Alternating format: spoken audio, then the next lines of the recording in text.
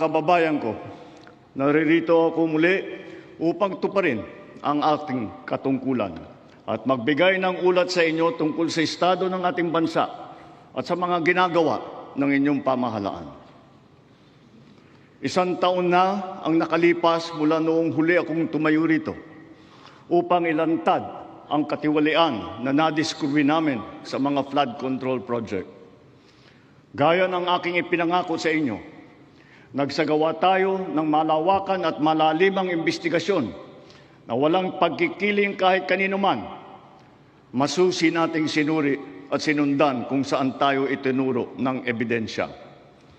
Lahat ng kailangang gawin ay ginawa natin upang matuntun ang punot dulo.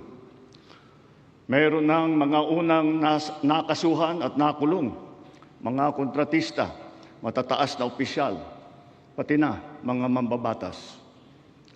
At dumating na tayo sa punto na ayon sa Ombudsman ay malapit na ang paghain ng patong-patong na kaso laban sa dating speaker.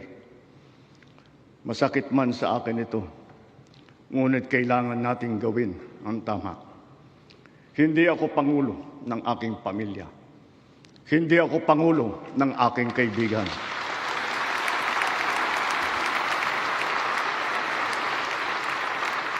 Ako ay Pangulo ng Pilipinas at ang tungkulin ko ay sa inyo, ang aking mga kapwa Pilipino.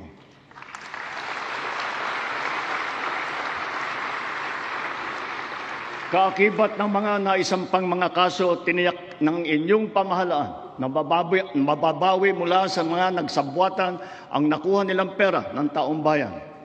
Gayon din, pinigilan natin ang paglabas ng pera ng bayan na ipambayad padapat sa mga depektibo, peke o guni-guning mga proyekto at mapupunta lamang sa mga bulsa ng mga tiwalaing kontraktor at opisyal.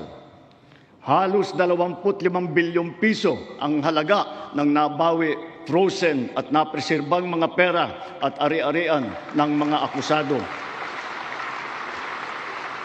Ang mahigit 800 milyong piso dito ay agad nating nabalik sa Treasury. Lahat ng mababawi mula sa mga sangkot na tiwali ay agad ibabalik sa kaban ng bayan. Ipinapaubayan na natin ang pag-uusig sa Ombudsman at sa ating mga pinalakas na National Prosecution Service.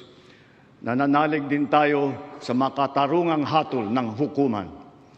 Makakaasa kayo na ang gulong ng hustisya ay tumatakbo.